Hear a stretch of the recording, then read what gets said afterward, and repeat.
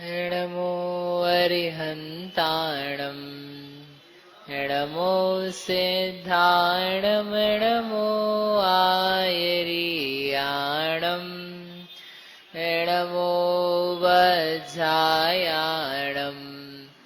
नमो लोये सवसाहूणम् वन्दितु सर्वसिद्धे ध्रुवमचलमणोवमं गदिं पत्ते वोच्छामि समयपाहुड मिणिमो सुदकेवलीभणिदम् नमः समयसाराय स्वानुभूत्या चकासते चित्स्वभावाय भावाय सर्वभावान्तरच्छिदे अनन्तधर्मणस्तत्त्वं पश्यन्ति प्रत्यगात्मनः अनेकान्तमयी मूर्तिर्नित्यमेव प्रकाशताम्।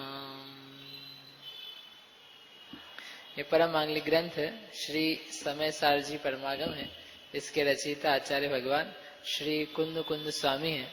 इसमें आचार्य कुंद कुंद स्वामी भगवंतों की निश्चय स्तुति करते हुए ये कह रहे हैं कि जो इंद्रियों को जीत करके अपनी आत्मा को ज्ञान स्वभाव से अधिक जानता है वे वास्तव में जितेंद्रिय हैं। वे जितेंद्रिय जिन वास्तव में वंदनीय हैं। ये देहाश्रित स्तुति नहीं है, ये आत्माश्रित स्तुति है। और इसकी टीका अपन देखें तो पुरुषार्थ सहित स्तुति है, क्योंकि जितेंद्रिय अपने आप से नहीं हुआ जाता है। जितेंद्रिय नेचुरली नहीं हुआ जाता है, इंद्रियों से हारा हुआ था, द्रव्येंद्रियों के साथ में था, भावेंद्रियों के साथ में था, और जितना विषय जो कुछ जाना जा रहा था उन सब से तन्मयता थी। उससे हट करके कुछ विशेष कार्य किया तो वो जो जितेंद्रीपना आया वह पुरुषार्थ से प्रकट हुआ है। तो वास्तव में पुरुषार्थ की भी स्तुति है, क्योंकि अन्य जीव ऐसे जितेंद्रिय हो नहीं पा रहे हैं। स्वभाव है जितेंद्रिय होने का, लेकिन उसको प्रकट ना कर पा रहे हैं। तो ये जो स्तुति है ये वास्तव में कैसी है? आत्माश्रित पुरुषार्थ प्रेरक, पुरुषार्थ को बताने वाली और उनके निश्चय गुणों का स्तवन करती हुई। तो इसके अंतर्गत आचार्य अमृतचंद्र देव ने 3 प्रकार से इंद्रियों को कहा था। एक द्रव्येंद्रिय, भावेंद्रिय और इंद्रियों के विषय, है ना। अब अपने को तीसरी बात करनी है। क्या कह रहे?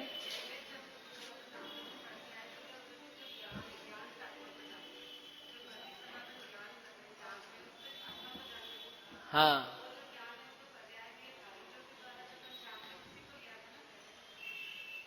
पहले पहले कब?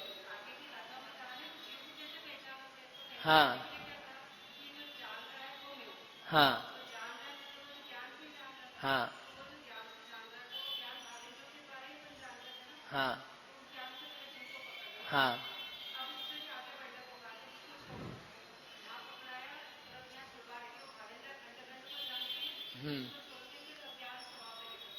पहले भी जो इनका प्रश्न ये है कि पहले कहा था कि जो जानता है वह जीव है, तो इससे अपने जीव को जानो और बाकी को भिन्न करो। तो वहां पर भी जो कहा था ना, तो वहां पर हम जो चैतन्य का लक्षण उपयोग रूप जीव है, हम उसको कहना चाहते थे।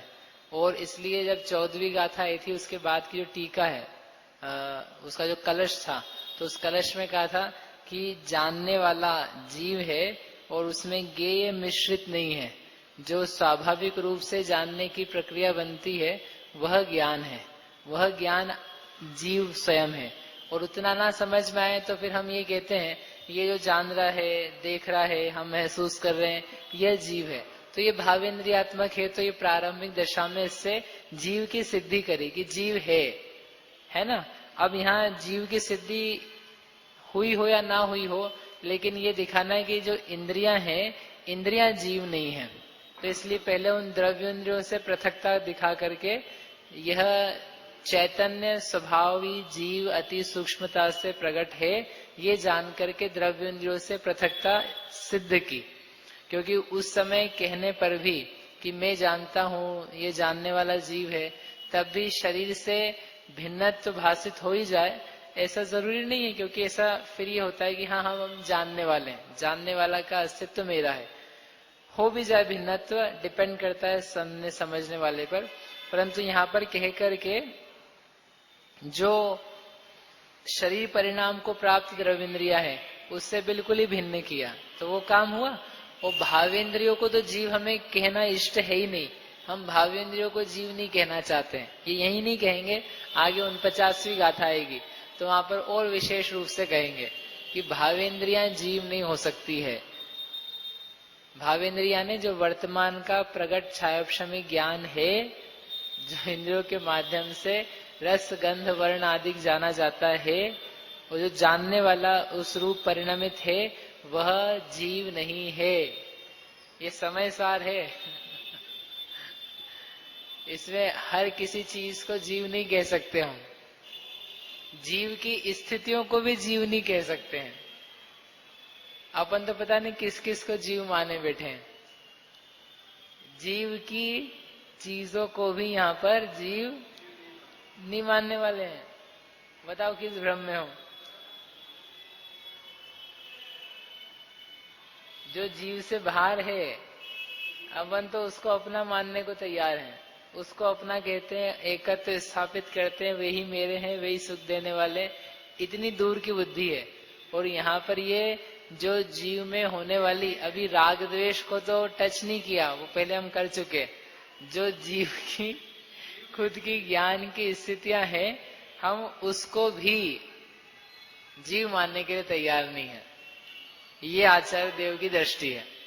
विजन कहते हैं ना, विजन क्लियर होना चाहिए कि क्या दिखाना चाहते हैं। जो त्रैकालिक ज्ञान स्वभाव है ना, बस उसको हटा करके वो कुछ नहीं दिखाना चाहते। क्योंकि तुमने सब देखा है, तुमने 11 अंग का ज्ञान भी देखा है, तुमने बहुत उत्कृष्ट देशावधि ज्ञान से कार्माण वर्गणाओं को भी देखा है, कार्मिक शरीर को भी देखा है, पुराने भवों को जो असंख्यात वर्षों में हो गए उनको साक्षात देखा आंखों के सामने अवधि ज्ञान से। भावमंडल में जाकर के आगे पीछे के भव भी देखे हैं, तुम्हें पूर्व भवों के स्मरण भी हुए हैं। ऐसा क्या है जो इस ज्ञान से नहीं देखा है? कौन सी चीज है जो नहीं देखी है? खगोल नहीं देखा है, भूगोल नहीं देखा है, अंतरिक्ष नहीं देखा है, चांद सितारे सूरज नहीं देखे हैं। क्या नहीं देखा है? एक को छोड़ करके सब देखा है जो हाँ, अशरीरी के भावेंद्री का क्या प्रश्न है? जो अशरीरी सिद्ध भगवंत हो चुके हैं उनके ना भावेंद्री है, ना द्रव्येंद्री है, ना भावेंद्री के विषय है। सिद्ध भगवान है जो। सिद्ध भगवान क्या? अरिहंत को ही आप ग्रहण कर लो, अरिहंत के भी भावेंद्री नहीं है, अरिहंत के भी द्रव्येंद्रियों पर विजय पूर्ण रूप से हो चुकी है। शब्द जो बोले ध्यान रखना, द्रव्येंद्रियां हैं लेकिन द्रव्येंद्रियों पर विजय पूर्ण प्राप्त हो चुकी है। और भावेंद्रियों को तो उन्होंने पूरा जीत ही लिया और उनके है भी नहीं। खंड खंड एक एक विषय व्यापार से ग्रहण करके जानने में आती हुई चीजें वे उनके नहीं है। वो दिखाना है, वो बताना है, तब तो वो इतनी में ये सब आप इकट्ठा पढ़ोगे ना तो फिर वह गाथा जो है 80वीं तो आपको अच्छी तरीके से लगेगी कि क्यों आचार्य देव ने इतनी बड़ी गाथा लिखी। जो जानदी हंतम दौवत गुणत पज्जयते हिम सो जानदी अप्पाणम। क्यों अरहंत भगवान को द्रव्य गुण पर्याय पने से जानने से आत्मा का जानना होता है कि जगत के जीव खंड खंड ज्ञान वाले हैं, जगत के जीव द्रव्येंद्री वाले हैं, जगत के जीव इंद्री के विषयों में एकाकार होने वाले हैं। परंतु जो अरहंत का ज्ञान द्रव्य गुण पर्यायपना है उसमें ना द्रव्येंद्रियां हैं, ना उनमें भावेंद्री की खंडता है, टुकड़े हैं, और ना उनमें एकाकारपना है। ऐसा जानो। ऐसा जान करके हमने जाना कि कोई जगत के जीव ऐसे भी होते हैं। अरे अरहंत तक को देखना नहीं आया आज तक हमें, अभी तक भगवान के दर्शन नहीं हुए। दर्शन करते हुए दर्शन नहीं करे। क्यों दर्शन करे कि नहीं आपने सोचे अभी तक भगवान के? परमात्मा प्रकाश ग्रंथ है, तो उसमें आचार्य भगवान शिष्य से कहते हैं कि इस जीव ने आज तक 2 काम नहीं करे हैं। मैं तो अभी एक ही कह रहा था, लेकिन उन्होंने कहा 2 काम नहीं करे हैं। तो महाराज क्या काम? प्रभाकर भट्ट ने कहा महाराज क्या काम नहीं करे हैं? बोले एक तो अपनी आत्मा का दर्शन नहीं किया, और एक जिनेंद्र भगवान का दर्शन नहीं किया। बोले ऐसे कैसे दर्शन नहीं किया? एक बात तो हमको आपकी स्वीकार है कि आत्मा का दर्शन नहीं किया है, लेकिन भगवान का दर्शन नहीं किया, ऐसा क्या कह रहे हो आप? दर्शन की क्या बात है? हमने भगवान को तो पूरा घिस घिस करके आधा कर दिया है। आप दर्शन की क्या बात कर रहे हो? हमने तो उनको छुआ है, घिसा है, सब कुछ किया है। तो आचार्य देव ने कहा कि भाव भक्ति, भाव दर्शन वह सम्यक दृष्टि की होता है। जो अपनी आत्मा का दर्शन करता है वो तभी कर सकता है जब जिनेंद्र का दर्शन किया हो। जो जिनेंद्र का दर्शन करके ये जाने कि वास्तव में अपूर्व केवल ज्ञान क्या होता है, ज्ञान की महानता, अखंडता क्या होती है, अखंड एक चैतन्य शक्ति का बल क्या, स्वाद क्या है, ये जाने तो ये जितने खंड खंड ज्ञान है ना, इनकी जितनी महिमा है वो सारी महिमा धूल के समान है। बोलो कौन सा कॉलेज अच्छा है? इंदौर का कि पुणे का? बेस्ट, हम बेस्ट में जा रहे हैं। बेस्ट में जाएंगे तो हम वर्स्ट होके निकलेंगे। नहीं, आप बेस्ट होके निकलना। लेकिन कितनी महिमा है जगत के पदार्थों की, इतनी ज्यादा महिमा है। जो जिस भी कॉलेज में जाओ, जिस यूनिवर्सिटी में जाओ, जो कोई कोर्स करो, विदेश में करो, देश में करो, अपने नगर में करो, वो खंड खंड सिखाने के अलावा और खंड खंड सीखने के अलावा कुछ भी नहीं कर सकते हैं, करा सकते हैं। चलो नहीं कराएंगे वो तो जाने ही दो, लेकिन अखंड को बता भी पाए इतनी भी सामर्थ्य नहीं है। बताओ बेटा अखंड ज्ञान क्या होता है?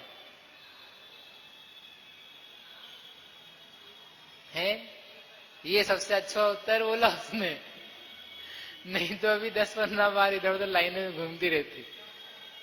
नहीं पता हमको।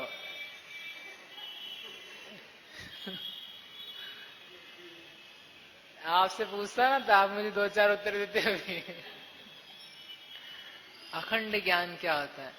खंड ज्ञान, जब अखंड नहीं पता, खंड नहीं पता है, एक एक करके एक वस्तु जो भी जानी जाती है ना, जरा जरा से, अंश अंश। अब आप देर से मैं पूरा दोहराऊंगा नहीं सब बात, लेकिन एक भी वस्तु का पूरा जान करके दिखा दो विश्व में। आपकी जितनी पढ़ाइयां हैं, जितने माइक्रोस्कोप हैं, जितने खगोल शास्त्र, टेलीस्कोप हैं, जो लेना हो सब ले लेना। जितना आपको साधन चाहिए ना विज्ञान के, सब देंगे। एक वस्तु को एक बार में इकट्ठा पूरा जान के बताओ। पूरे विश्व को तो जाने ही दो, अलग हटाओ। अरे आपसे इतना सरल उदाहरण क्या था? अभी तक रसगुल्ला खा के आएगी नहीं? पूरा रसगुल्ला नहीं खा पाए? मुंह में रखा हुआ रसगुल्ला, उसका खंड ज्ञान। चलो दूसरी बात, आपने साड़ी पहन रखी है, ठीक है ना, सबको दिख रही है, मालूम पड़ती है आपने पहन रखी है। आप मुझे अखंड साड़ी का ज्ञान करके दिखाओ। आपकी ही है, आपने ही पहन रखी है। नहीं मतलब समझ में आया? नहीं आया? आ गया ना? स्पर्शन इंद्रिय है आपकी, चक्षु भी है, दोनों इंद्रिया है। तो मुझे आपकी चक्षु स्पर्शन इंद्रिय जो भी आपको यूज करनी है, उसके द्वारा इस वस्त्र का अखंड ज्ञान करके दिखाओ, पूरा एक साथ एक बार में। विश्व तो जाने दो। करो करो, आंखें बंद करके करो, खोल के करो। आप बाजार में कपड़ा खरीदने जाते हो, इधर से पलटा, फिर इधर से पलटा, फिर यूं देखा, फिर यूं देखा, फिर हाथ लगा के देखा, फिर खुशबू लगा के, पता नहीं क्या। एक चीज तो दिखाओ मैं तुम कि एक चीज का मैंने पूरा ज्ञान किया व्यास तक। और जो आप पढ़ाई पढ़ने जा रहे हो या पढ़ते हो या पढ़ चुके हो, उसमें इस बात को किसी ने टच किया हो, किस बात को, कि ये सब खंड खंड ज्ञान है, सब ये टुकड़े टुकड़े वाले ज्ञान है, ये पूरा नहीं दिखाते हैं, दिखा सकते भी नहीं है, अपने आप को कम मानते हो, ऐसा एक ज्ञान बता। जितने ज्ञानवादी हैं बड़े बड़े, वे सब अहंकार में डूबे हैं कि हमसे बड़ा ज्ञानी कोई नहीं है, जबकि ये कह रहे तुम खंड खंड ज्ञान वालों क्या बातें कर रहे हो। अज्ञान में ज्ञान का खूब मद होता है और ज्ञानी को मद नहीं हुआ करता ये निशानी है। आप कह रहे हो मुझे तो सब आता है, मेरे को सब समझ में आता है, एक एक चीज मैं सीख लेता हूँ, जानता हूँ, मेरे सामने कोई टिकता नहीं है, बाकी सब खराब है, सारे एम्प्लॉयज बेकार थे, मैं ही अच्छा था। यदि आपकी भाषा है ये, इसका मतलब ये है ज्ञान मद में भरे हुए हो, ज्ञान कुछ नहीं है, मद है अकेला। यदि आप दूसरों की प्रशंसा करना नहीं जानते हो, लौकिक बात कह रहे हैं, इसका मतलब ये है आप में बहुत अहंकार है और आप कुछ नहीं सीख सकते, सीखना नहीं हो सकता, बस अपने विषय के कूप मंडूक बन सकते हो, लेकिन जो सर्वांगीणता आ सकती है व्यक्तित्व के विकास की, उसका अभाव है। अखंड ज्ञान, अखंड चैतन्य शक्ति। आप बैठ करके सोचो तो सही एक बार, आप बोलो आप सोच रहे होंगे आगे तो पढ़ते नहीं हो अटक ही जाते हैं, पता नहीं क्या था। चलो पढ़ लेते हैं अपन पेज नंबर 81, नहीं तो फिर रह जाएगी।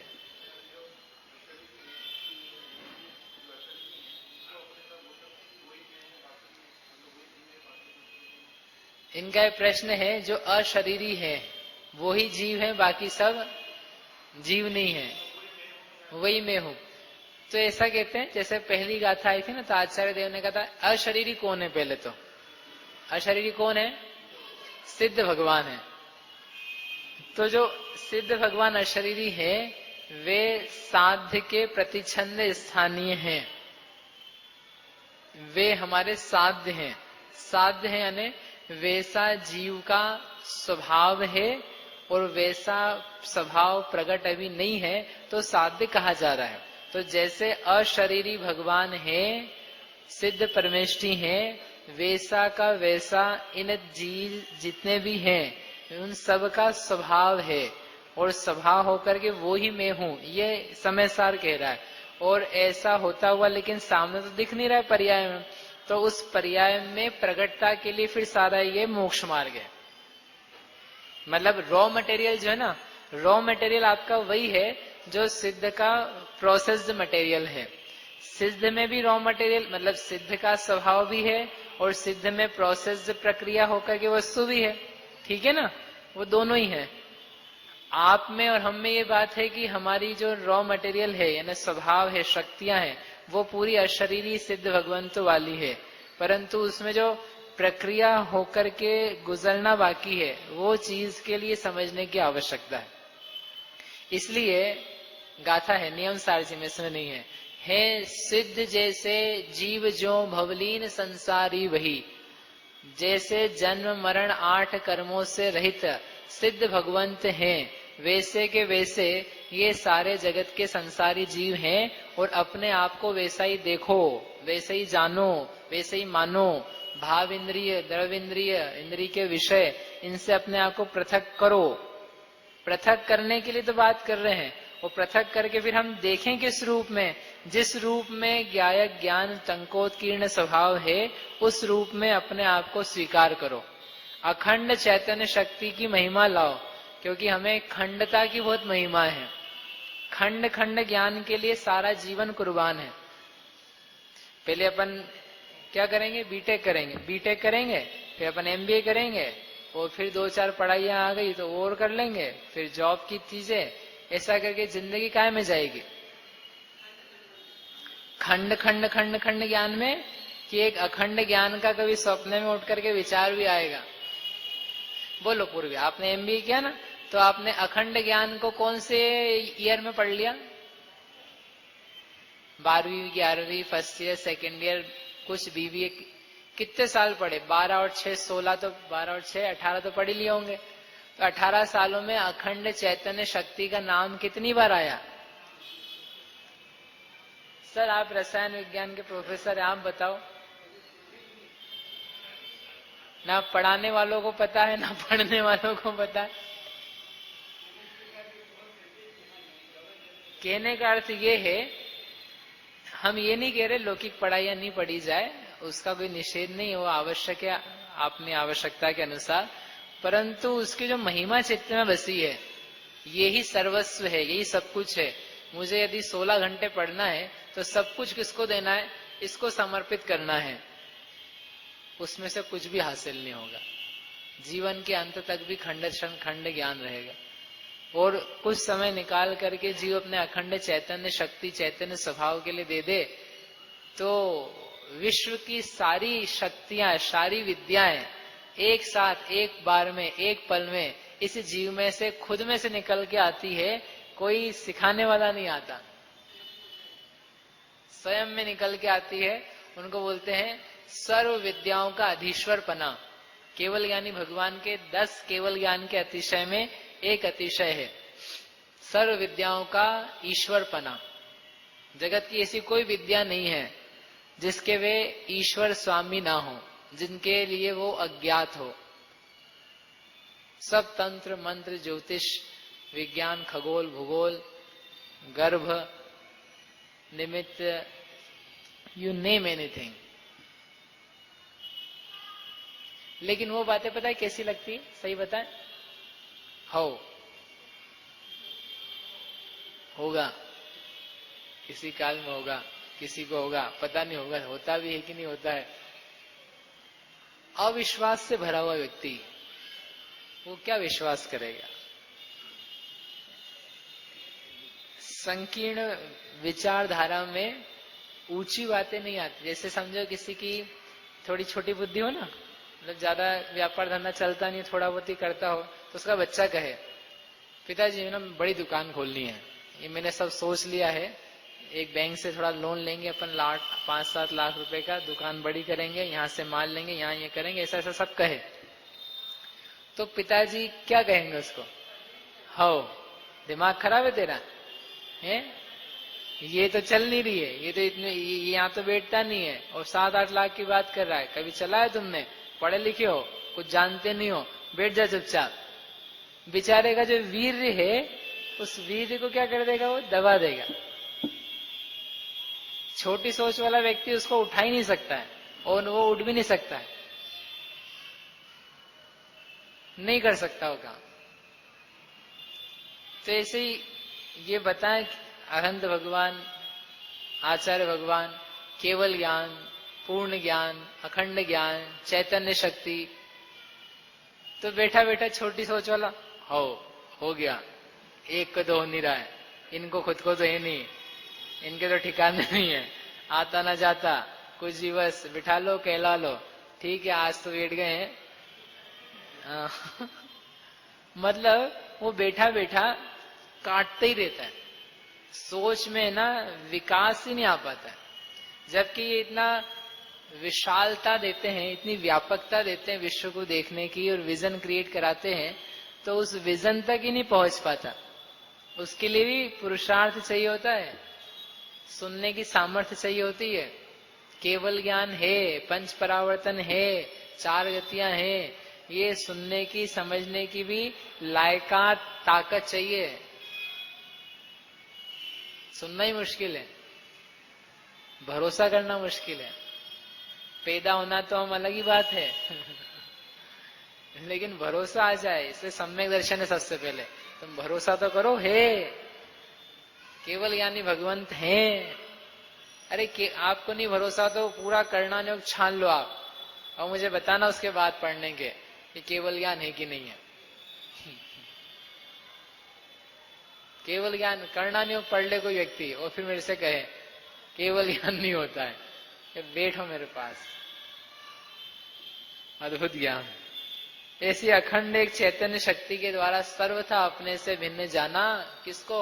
भावेंद्रियों से अपने आप को भिन्न जाना। किसने? जो जितेंद्रिय जिन है, जो मुनिराज है, उन्होंने जाना, उनकी स्तुति है।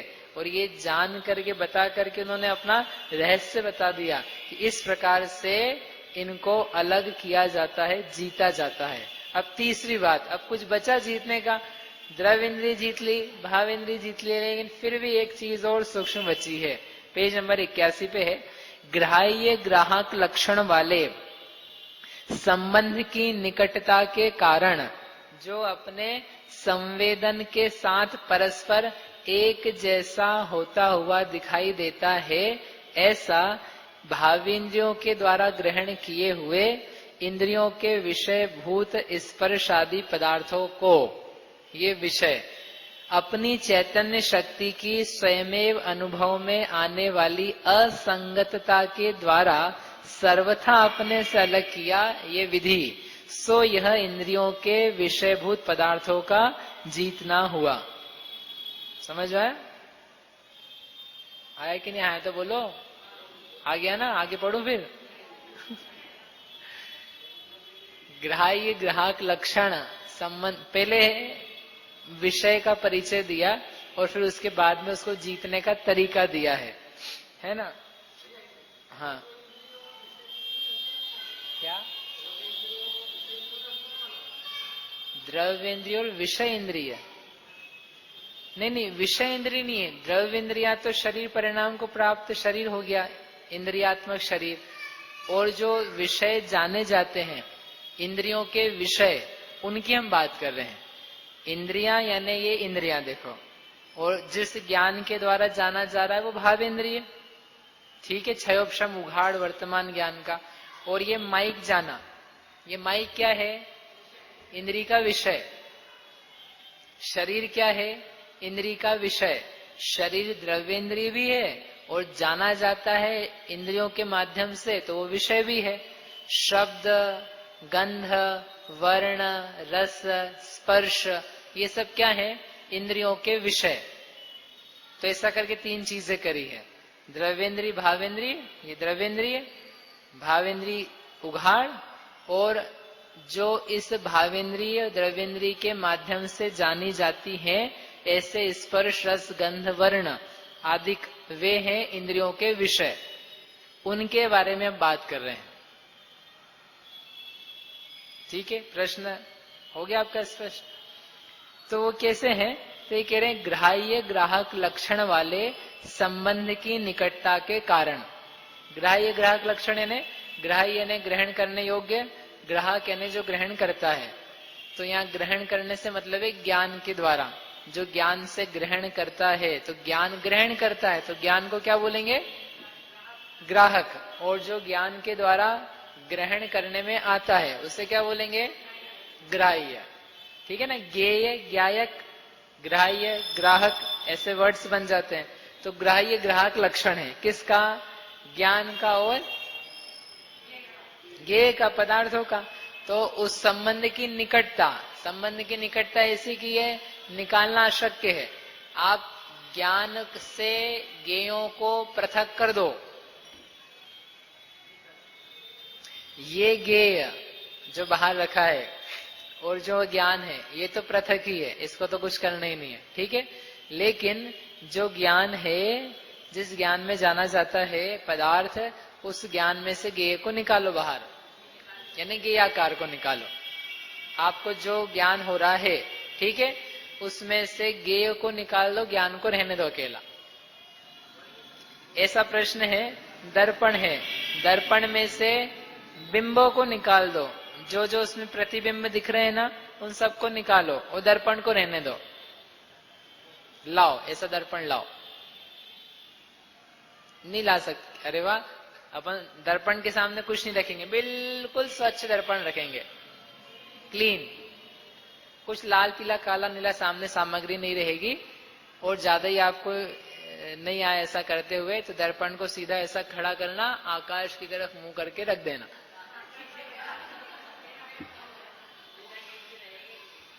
तो प्रतिबिंब नहीं है ना उसमें, तो वो तो आकाश का दर्पण ही है। तो इसका मतलब ये निकला, सही बात है आपकी, कि दर्पण में से प्रतिबिंब को कभी भी अलग नहीं किया जा सकता है। दर्पण के नेचर में ही है कि वो उसके साथ में रहेगा, ठीक है ना। बाह्य पदार्थ भिन्न ही रहेंगे, प्रतिबिंब तो रहेगा, बिंब उसमें नहीं आएगा। तो ऐसे ही ज्ञान में भी इसी प्रकार का नेचर है कि ग्राह्य ग्राहक लक्षण का अत्यंत क्लोजनेस है। क्लोजनेस ऐसी है, जिस पदार्थ को जानता है तो उस पदार्थ का प्रतिबिंब या उस पदार्थ के जानन रूप परिणमन बनता है। ये इसके ज्ञान के काम करने का तरीका, फंक्शन ही ऐसा है।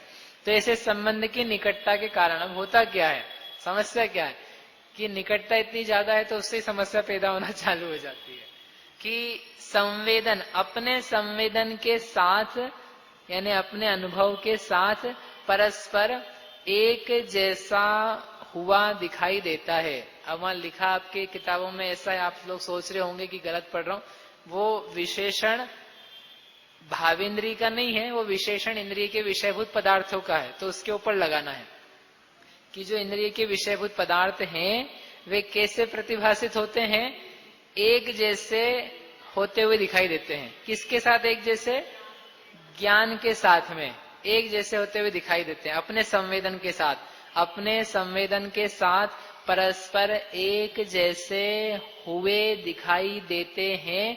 ऐसे इंद्रिय के विषयभूत, जैसे हर जगह भावेंद्रीय द्रव्येंद्रीय की परिभाषाएं दिखाई ना आचार्य ने, ऐसे यहाँ पर भी दिखाना इंद्रिय के विषयभूत पदार्थ हैं।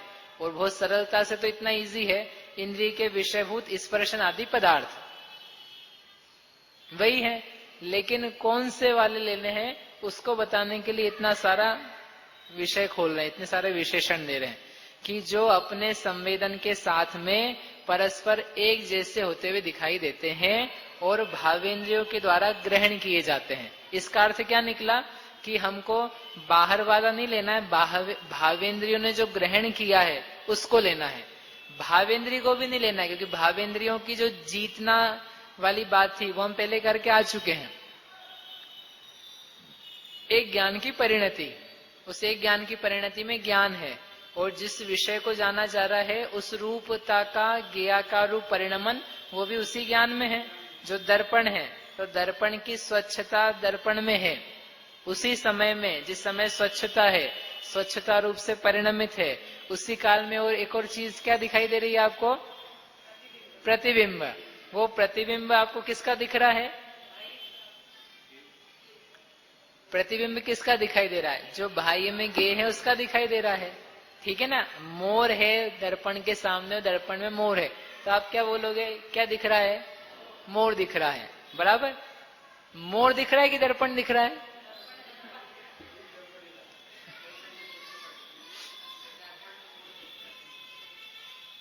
आपने चेहरा देखा कभी, ऐसे देख लिया,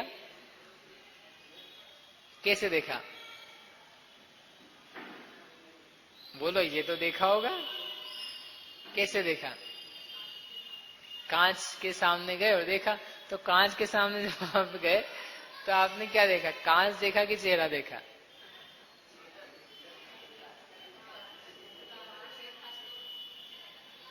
कांच को देखा, देखा जाता है कांच को, दर्पण को, लेकिन दिखता क्या है, क्योंकि उस कांच के साथ में वो चेहरा क्या हो चुका है, एक में एक हो चुका है। ये यहाँ कहना चाहते हैं कि वो जो बिंब है, बिंब का जो प्रतिबिंब है, प्रतिबिंब दर्पण की स्वयं की स्थिति है, उसका सारा स्वामित्व दर्पण के साथ में है और वह वस्तु नहीं है, वह वास्तव में सब कुछ दर्पणात्मक है। ऐसा होने पर भी वह, उसका प्रतिबिंब और दर्पण की स्वच्छता, उन दोनों ने एकत्व धारण कर लिया है और एकत्व धारण करके वो एक रूप ही संवेदन में आता है। ऐसा जीवों के साथ होता है। तो वहां पर दो चीजें हैं, दर्पण की स्वच्छता ये एक चीज है और उस स्वच्छता में प्रतिभाषित होने वाली जो कोई भी चीजें हैं वो दूसरी चीज है, ठीक है ना। दो वस्तुएं हैं, इसी को अपन लगाते हैं ज्ञान के ऊपर। जो ज्ञान है, जब हम ज्ञान कर रहे हैं, सुन रहे हैं, सोच रहे हैं, सूंघ रहे हैं, चख रहे हैं, जो कुछ भी स्थिति हो, तो उस समय ज्ञान काम कर रहा है।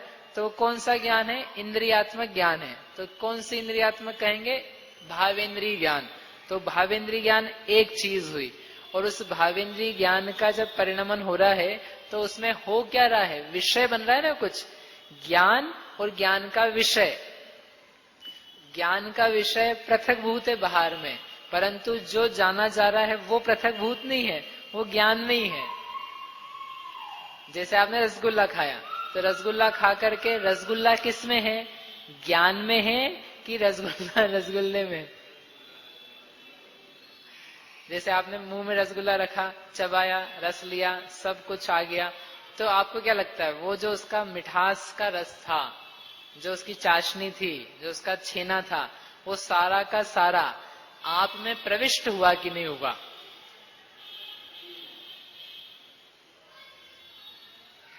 आप में मतलब आप जीव की तरफ से हम बात कर रहे हैं, उसमें प्रविष्ट हुआ कि नहीं हुआ? और आपको लगता कैसा है?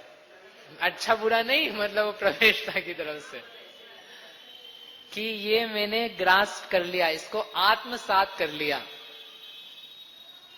जो खाया उसको मैंने आत्मसात कर लिया, जबकि वो आत्मसात नहीं हुआ है। आत्मसात तो दूर की बात है, शरीर सात भी नहीं हुआ है। अभी थोड़ी देर बाद सब उसका क्रियाक्रम हो जाएगा, ठीक है। यदि वो आत्मसात हो जाता, तो हमने आपसे कहा पहले अनेक बार कि यदि उस रसगुल्ले की जो शक्कर है वो आत्मसात हो गई होती और शरीर में ना गई होती, तो जो जो मधुमेह है, डायबिटीज के मरीज हैं, उनके लिए तो वरदान। क्यों? क्योंकि उन्होंने लड्डू खाया, तो खा करके पूरा मुंह में रखा। आप बोलो कितनी देर रखना है? आधी घंटा रखना है, 15 मिनट हम तो रखेंगे। और ले करके पूरा उसको क्या कर दिया? आत्मसात कर दिया। तो बचा क्या शरीर में जाने लायक? लेकिन ऐसा नहीं होता है। कैसा होता है? यदि 100 ग्राम शक्कर वाला रसगुल्ला खाया है, वो खा करके आपने चाय जितना मुंह में चबाया, नहीं चबाया, जो कुछ किया, आपको शरीर में जब आप चेक करोगे 5-10 मिनट बाद, तो आपको 100 ग्राम आपको मिल जाएगा। कहाँ मिल जाएगा? जबकि आप क्या सोच रहे थे? आत्मसात हो चुका है, उसका मजा मैं पूरा लूट चुका हूं और वो सब मुझ में प्रविष्ट हो चुका है। इसको बोलते हैं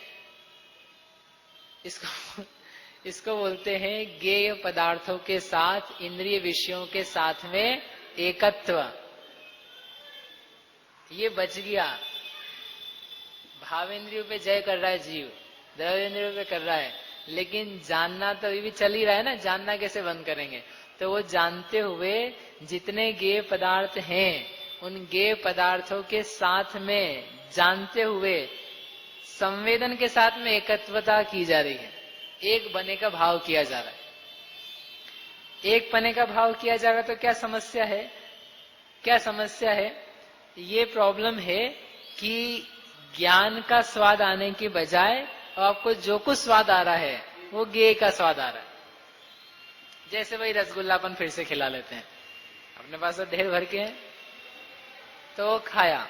तो खाने पर आप जब उसको खा रहे हो, आप मुझे बताओ आपको क्या लग रहा है?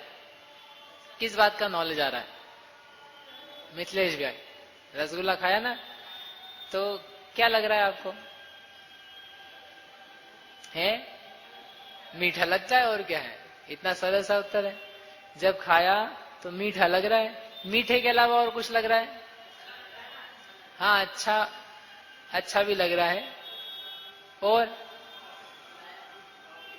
हाँ, अब वो तो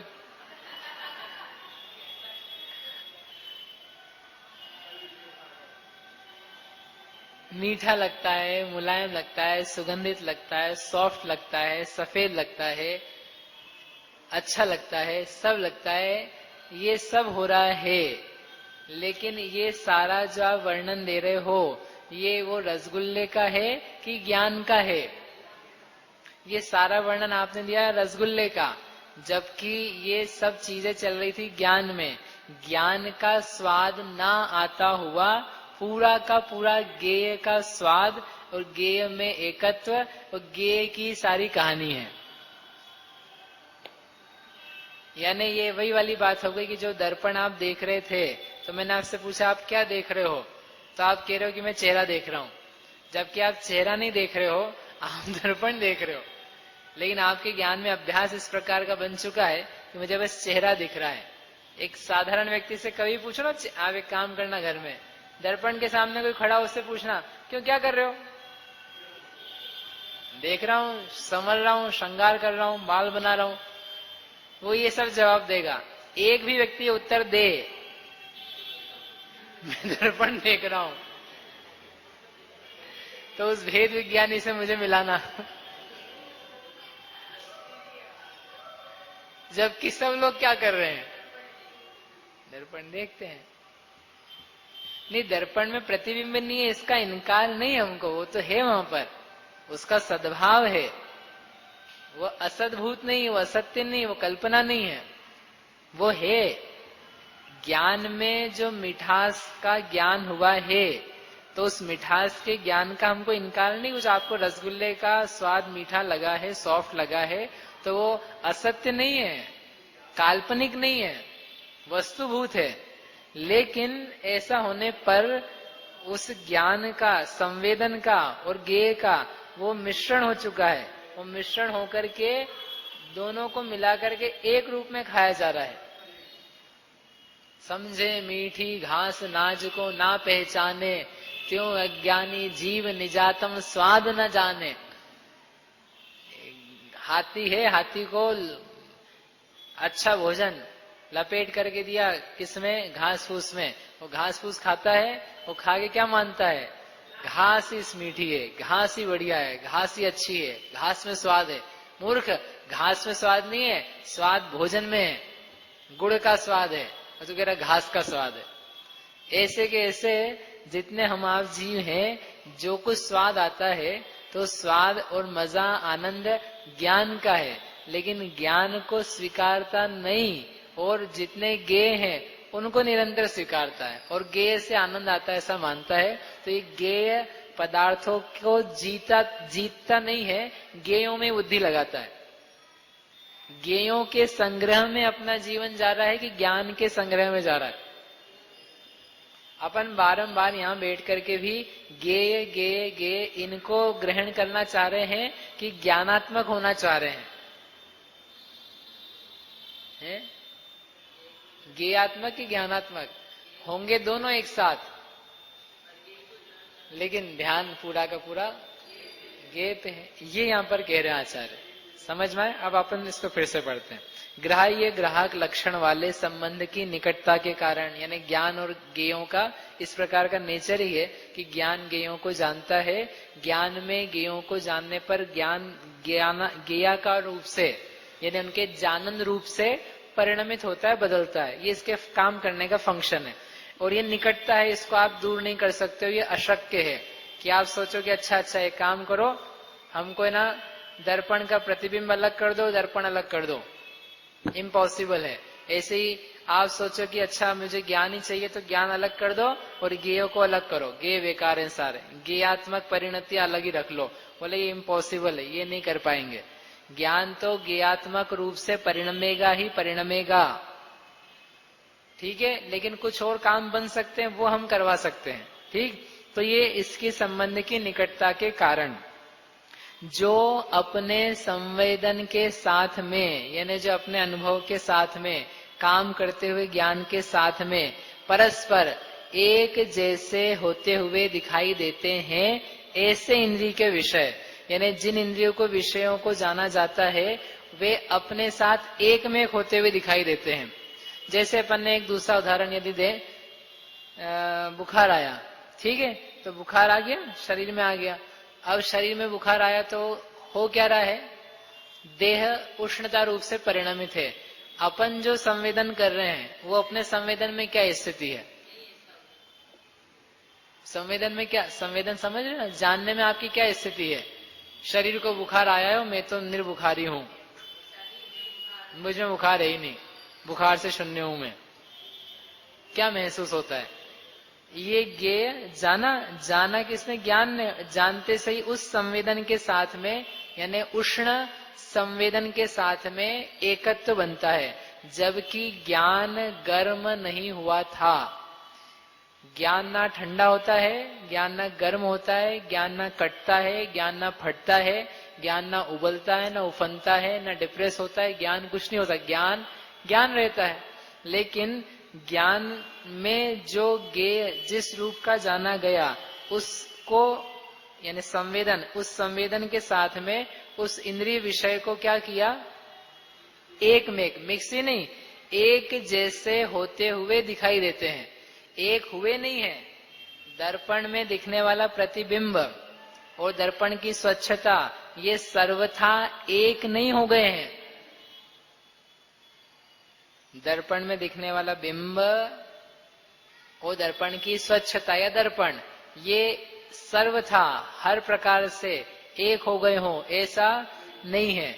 यदि ऐसा होता तो अपन बीच में एक जगह लगाते अग्नि और 50 दर्पण इधर लगाऊंगा, 50 इधर लगाऊंगा और लिया पूरे मलारगंज की महिलाओं को यहाँ पे अपन भोजन पकवाएंगे, एक एक दर्पण पे सब रख दो, सब रख दो अपने अपने कुकर। क्यों, इतने सारे तो हैं, अग्नि है ना, ये सब 50 इधर है 50 इधर है। तो इसका अर्थ क्या है कि वो अग्नि का प्रतिबिंब या अग्नि जो है वह दर्पण से सर्वथा एकत्व को प्राप्त नहीं हो गई है। दर्पण में अग्नि के गुण नहीं प्रविष्ट हो गए हैं। दर्पण प्रतिबिंब से भी कथनचित भिन्न है। और आप कहो कि नहीं हम तो प्रतिबिंब की बात कर रहे हैं, तो प्रतिबिंब भी उससे कथनचित भिन्न है। अन्यथा जब अग्नि मिटी तो उसके साथ में ही दर्पण को भी मिट जाना पड़ता, क्योंकि आपने कहा कि दर्पण ही अग्नि, अग्नि ही दर्पण है प्रतिबिंब वाली। तो एक मिटेगा तो क्या होगा, दूसरा भी मिटेगा। और जैसे अग्नि बुझी वो सारे दर्पण साफ। लेकिन ऐसा भी होता नहीं है। इसका अर्थ क्या है कि वह जो प्रतिबिंब है वह कथनचित भिन्न है। एक ही पदार्थ की हम बात कर रहे हैं, एक ही पदार्थ में जो गेयाकार बन रहे हैं, जो उसके स्वच्छता के अंतर्गत प्रतिबिंब होते जा रहे हैं, वे भी उस ही काल में उस दर्पण से किसी अपेक्षा से भिन्न हैं। क्योंकि यदि आप उनको एकाकार ही मान लोगे तो समस्या क्या आएगी, उस प्रतिबिंब के चले जाने पर उस वस्तु को, उस दर्पण को भी क्या होना पड़ेगा, नष्ट होना पड़ेगा। लेकिन ऐसा नष्ट होता वो नहीं दिखता है। इसका अर्थ है वो प्रतिबिंब उससे कथनचित भिन्न है। कथनचित भिन्नता को स्वीकार करना पड़ेगा। ऐसे के ऐसे जिस ज्ञान में जो कुछ जाना जाता है, तो ज्ञान अपनी स्वच्छता रूप से परिणमित है, अपने जानन रूप से परिणमित है, जानने का काम कर रहा है, ये एक चीज है। और उसमें जो जाना जा रहा है उसके जानन रूप जानकारी पैदा हो रही है, ये दो चीज है। तो उसको बोलते हैं गेयाकार, और एक है ज्ञान का परिणमन ज्ञानाकार। ज्ञानाकार ज्ञान से कथनचित भिन्न है, क्योंकि यदि आप सर्वथा एक मानोगे तो जैसे ही एक ज्ञान की परिणति बदली, मैं आपको देख रहा था, इधर देखना चालू किया, इतने में वो ज्ञान की परिणति गई तो वो मैं भी गया, खत्म हो गया। लेकिन ऐसा नहीं होता है, जानना इस दिशा में भी था, इस दिशा में भी है, इस दिशा में भी है। गेयाकार बदलते हैं परंतु ज्ञान नहीं बदलता है। ज्ञान की परिणति बदल रही है परंतु उसमें दिखाई देने वाले विषयों के कारण से वस्तु ज्ञान नहीं बदलता है। लेकिन ये जीव ऐसा ना करता हुआ जो जो गेय होते हैं, जो जो गेयों को जानता है, जानते हुए उनमें अपनत्व करता है, उनके साथ में एक में होता है। जो संवेदना आई, जो ज्ञान में आया, वह मैं ही हूं, वह मेरा ही है, वह मुझ रूप ही है, इस प्रकार से जानता है। और ऐसा जानना भी किसके द्वारा ग्रहण हुआ, भावेंद्रियों के द्वारा।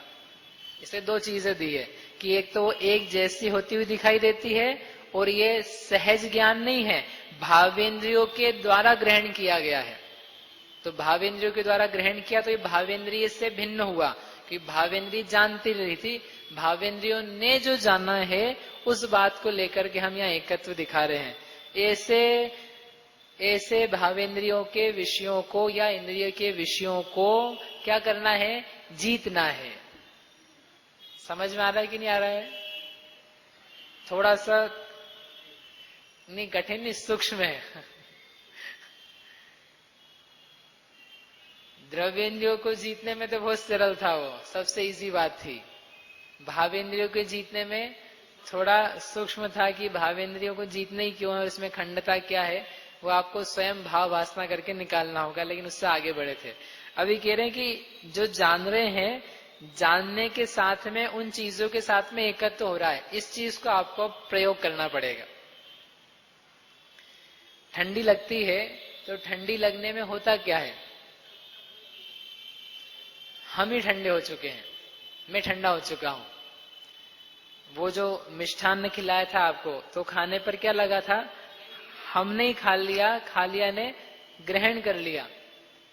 वस्त्र पहना तो वस्त्र पहन करके क्या लगता है, वस्त्र पहना तो ठीक है, लेकिन वो वस्त्र रूप मानो मैं स्वयं हुआ, ऐसा हम बोलते नहीं है, ऐसा कोई कहता नहीं है, ओहो मैंने रसगुल्ला खाया, रसगुल्ला आत्मसात हो चुका है, मेरे ज्ञान में एकाकार हो चुका है, ज्ञेयाकार ज्ञानाकार ये दोनों एक हो करके आज मुझे अनुभव आ रहा है, मैं मिथ्या दृष्टि हूं,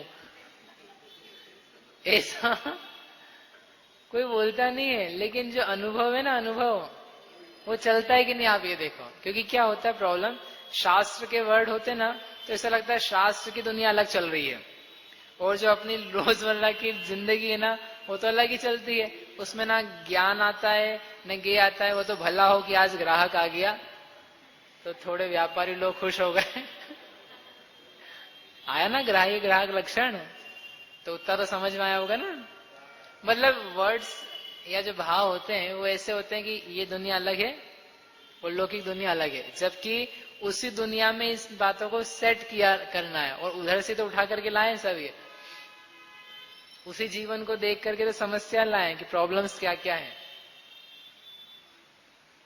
ख्याल में ही बात। तो आपको इतना काम करके आना है, थोड़ा सा जीतना कैसे वो अपन बाद में करेंगे, है ना, क्योंकि पहले क्या चल रहा है वो तो समझ में आ जाए कि ज्ञेय विषयों के साथ में, पदार्थों के साथ में क्या हो रहा है, एकत्व हो रहा है। शरीर की शक्ल भी एक ज्ञेय है, ठीक है ना, ये शक्ल सूरत भी एक ज्ञेय है। इस ज्ञेय के साथ में अपना जो संवेदन है उसमें एक जैसा भाषित हो रहा है कि अलग अलग हो रहा है। रंग है, रंग भी एक स्पर्श रस गंध वर्ण दिए ना आचरण, स्पर्शादि पदार्थ है, तो वह भी एक पदार्थ है। वर्ण एक पदार्थ है, तो उस वर्ण को जानते हुए उसमें जो ज्ञान में वर्ण जाना गया, तो ज्ञान और वर्ण इसकी संवेदना एक हो रही कि नहीं। जो कोई संगीत अपन ने सुना, अरे आप वो देखते हो बहुत मोटा मोटा कहते हैं आपसे, सिनेमा देखा और सिनेमा देख करके एक सीन आया, कौन सा सीन आया, बिल्कुल वियोग हो रहा है और वो छोड़ के जा रहा है, नहीं जाना चाहिए, वो मर ही रहा है, जो भी मतलब आपको रोने का दृश्य पसंद आए वो याद कर लेना, है ना।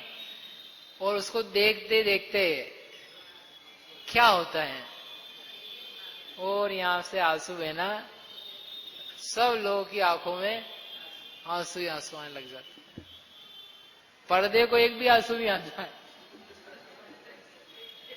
पर्दा आज तक गीला नहीं हुआ, लेकिन वो जितने देखने वाले लोग हैं वो देखते देखते हैं उस संवेदन के, उस ज्ञान के साथ में एकाकार होकर के मानो ये सब मुझ पे ही बीत रहा है, मुझ पे ही घट रही है, और वो सब रोना चालू कर देते हैं। एक विदाई यदि आप देखो किसी कन्या की, पुरानी, आजकल की तो छोड़ देना, हो ही जाए तो ही बड़ी बात है तो जो विदाई होती थी तो कौन रोएगा, माँ रोएगी और पिता रोएगा, और क्या, भाई बहन होंगे छोटे बड़े तो वो रो लेंगे।